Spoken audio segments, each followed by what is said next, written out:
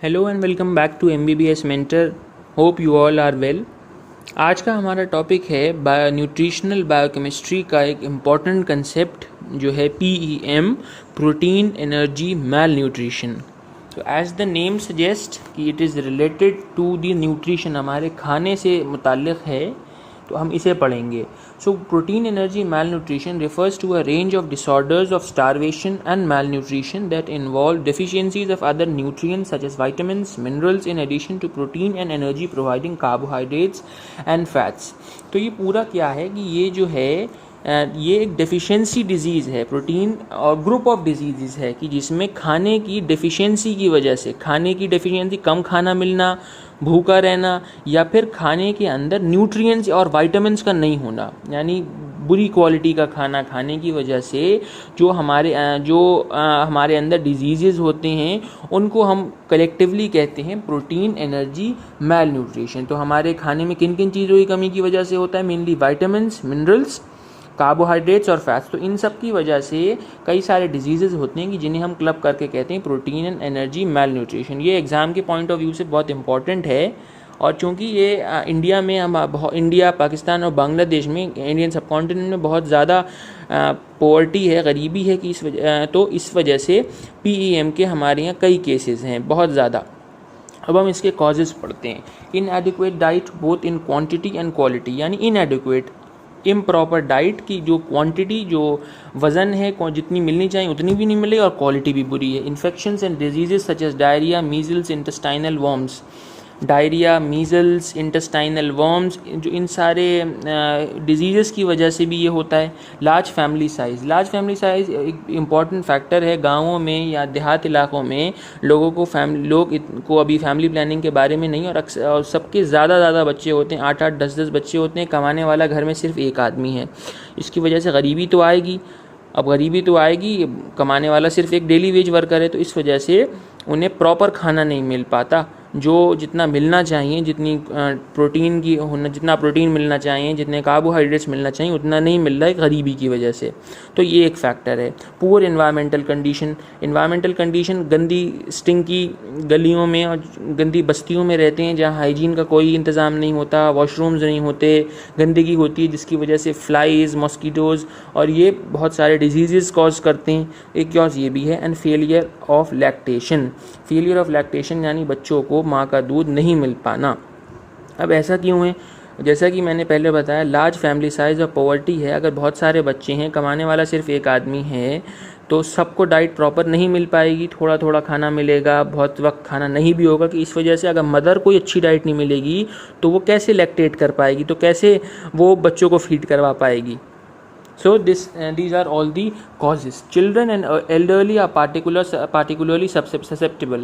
तो इसकी जो सबसे ज़्यादा जो प्रोन हैं, जो जिन्हें ये PEM होता है, वो या तो बच्चे हैं या बुज़ुर्ग लोग हैं, बूढ़े लोग हैं। So now let's see what is the WHO's classification. World Health Organization ने PEM के अंदर कई सारे डिजीज़ होते हैं, तो उनको क्लासीफाई किया है। Number 1 is marasmus, kwashiorkor, marasmic kwashiorkor. तो जिसमें मैरास्मस और क्वैशियोरकर दोनों होते हैं। अंडरवेट चाइल्ड, यानी जिस बच्चे का अपनी उम्र से वज़न कम हुआ। न्यूट्रिशनल ड्वार्फिंग, जिसको न्यूट्रिएंट्स कम मिलने की वजह से बौना या नाटा रह जाता है। तो ये 5 क्लासेस हैं। मैरास्मस और क्वैशियोरकर इंपॉर्टेंट है, इनके ऊपर हमारी सेपरेट वीडियो आएगी, तो हम उसमें डिटेल में डिस्कस करेंगे। अब ये कि कॉम्प्लिकेशंस ऑफ PEM, की PEM हमने पढ़ लिया क्या है, क्यों होता है, ये भी हमने पढ़ लिया। अब ये इसके अंदर परेशानी क्या होती है, तो एडल्ट्स में और चिल्ड्रन में। पहले हम एडल्ट्स को पढ़ते हैं। लॉस ऑफ वेट, वज़न कम होना। मसल वेस्टिंग, मसल नहीं होंगे, बिल्कुल हड्डियाँ होंगी, मसल गलते जाएंगे। इडीमा क्या होता है? हमारे एक्स्ट्रा सेलुलर फ्लूइड में जब पानी इकट्ठा हो जाता है तो स्वेलिंग हो जाती है, पॉट बेली हो जाता है, मोटा सा पेट निकल आता है। वो मोटा सा पेट मोटापे की वजह से नहीं होता, वो मोटा सा पेट खाना ना मिलने की वजह से होता है, लैक ऑफ न्यूट्रिएंट्स की वजह से।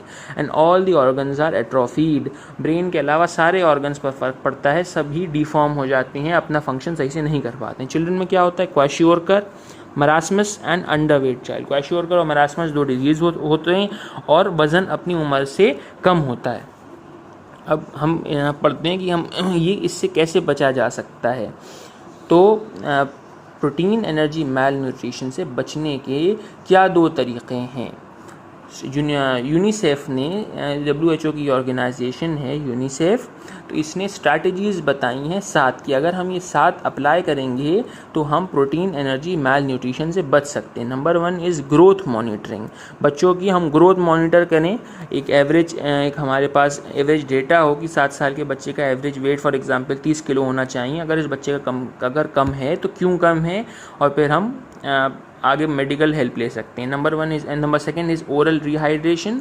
बॉडी में ओरल साफ़ और अच्छा पानी मिलना चाहिए, और इसके अलावा सॉल्ट्स जो होने चाहिए पानी के अंदर वो सारे सॉल्ट्स हों।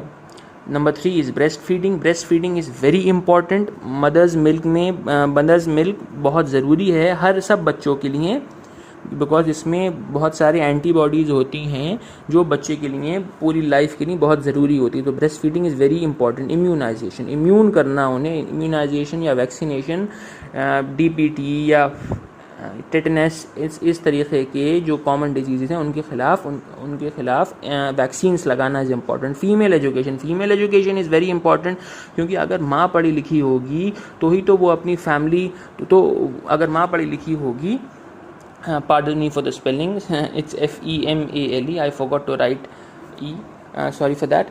अगर माँ पढ़ी लिखी होगी तो ही तो वो अपनी फैमिली प्लानिंग सही तरीके से कर सकती है और बच्चों को सही तरीके का न्यूट्रिशन दे सकता है। इस वजह से female education is of Paramount importance. Family spacing या फैमिली प्लानिंग होनी चाहिए कि 2 बच्चे होने चाहिए, 2 बच्चों के बीच में भी कम से कम 3 साल का गैप हो, ताकि दोनों बच्चे की अच्छे से परवरिश हो पाए। एंड फूड सप्लीमेंटेशन, फूड अच्छे तरीके से मिले, उसके अंदर जितने जो पैरामीटर्स हैं प्रोटीन्स, कार्बोहाइड्रेट्स, विटामिन्स, मिनरल्स के, वो सब सही हों। तो इसको याद करने की ट्रिक है GOBI FFF।